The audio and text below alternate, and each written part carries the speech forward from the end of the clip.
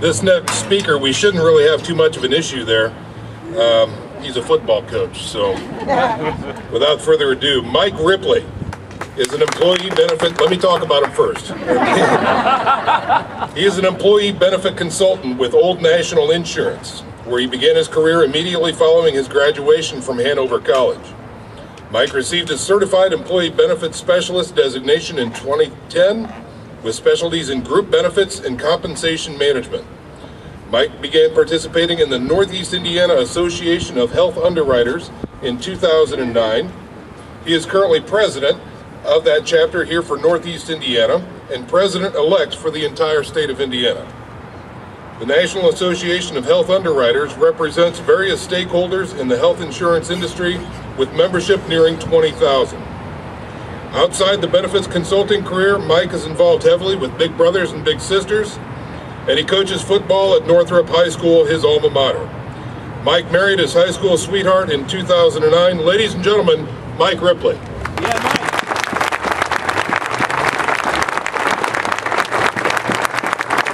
Okay, I just want to make sure everybody can hear me. I talk pretty loud. I'll get close enough to the microphone. Let me know. Just put your hand up if you can't hear me, okay? You cannot hear me. Yes, all right. you can. Yes, we can. Are we here now? Good. No. When I was first approached to speak about the Patient Protection and Affordable Care Act, or healthcare reform, I was excited to have an hour to discuss the topic. Imagine my surprise when Sean said I had 6 minutes. In light of that short window, please understand that the details contained in this speech are merely highlights of a bill that exceeded 2,000 pages upon its completion. The goal today is not to convince anyone that this legislation is good or evil. To be sure, some parts of the bill are past due, some are frivolous, some are bothersome. The most onerous provisions even violate fundamental rights granted to us by our Constitution. But the majority of the rules and regulations are so poorly defined that complex formulas and expensive brain trusts are necessary just to understand the consequences of non-compliance. Apparently 2,000 pages wasn't enough. My goal this morning is to offer you a list of potential pros and cons in order to allow each of you to make your own decisions. A few provisions of the law are well received and are not likely to be disputed by any of the more vocal opponents. One popular provision allows dependents to remain on a parent's insurance policy through age 26. Another prohibits insurance companies from placing pre-existing condition exclusions in their policies, starting first with children under the age of 19, and in 2014 on any policy. Changes were also made that mandate unlimited lifetime and annual reimbursements.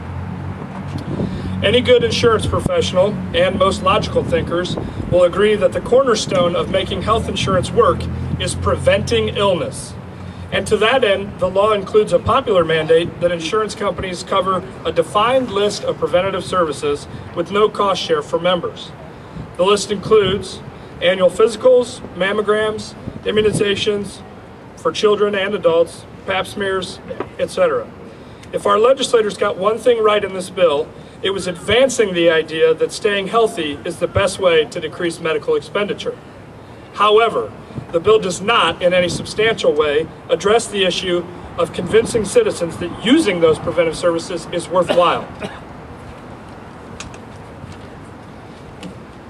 One of the more hotly contested aspects of the law is the requirement that states establish health insurance exchanges. A health insurance exchange, in its simplest form, is a marketplace in which insurers must offer certain tiers of coverage with a mandated minimum set of covered services called essential benefits at government-approved prices. This could be loosely compared with buying car insurance using one of the quote aggregating services. The controversy surrounding this provision is too complicated to expound in this forum, but issues include how exchanges will be funded, how plans and prices will be established, and who will be able to sell the plans. Many insurers and health insurance agents could be affected by poorly executed exchanges, and I would say would be affected by poorly executed exchanges. The exchanges are also intended to be a measuring stick for whether or not an employer provides affordable insurance to its employees. If an employee chooses not to enroll in an employer's plan and receives a government subsidy to purchase insurance through an exchange, an employer could be fined, taxed, for offering coverage that is too expensive. Where this stops short of telling employers what coverage they can offer, I'm not sure. I too would be remiss if I did not at least touch on the various taxes associated with the bill. Taxes have already been levied on indoor tanning and pharmaceutical companies. Starting in 2013, the government will collect taxes from certain employer-sponsored plans to fund research for the Patient-Centered Outcomes Research Institute, or PCORI. PCORI, as some of you might know, is the part of the act that was sometimes referred to as a death panel. While calling it a death panel might be a stretch, it does set a precedent to allow the government to use evidence to include or exclude certain medical treatments from the list of essential benefits, and therefore control their use by the insurance provided in exchanges. Also, in 2013, an increase in Medicare tax on high income earners begins. So just in case you want to make more money, just remember you're going to pay more money. So they want everyone to have coverage, and you can keep what you already have, but if it's too good, well, maybe I'm missing the connection. There is one dimension of this bill that is undeniable. American liberties were, at best, a secondary consideration during construction of the law and its mandates. The first example comes in the form of an individual mandate. As was recently upheld by the Supreme Court of the United States of America, according to this bill, Congress has the power to tax American citizens for not purchasing insurance. This mandate was, of course, enacted to ensure that insurance risk was spread across a larger and hopefully healthier population. However, with the restrictions placed on insurance companies in 2014, the price fixing scheduled for the exchanges, and the paper-thin threat to tax individuals for not purchasing coverage, it seems more like the mandate is in place to establish a precedent for things to come. One of the most severe violations of fundamental American rights presents itself in the form of a mandate to cover the seemingly benign preventative services for women.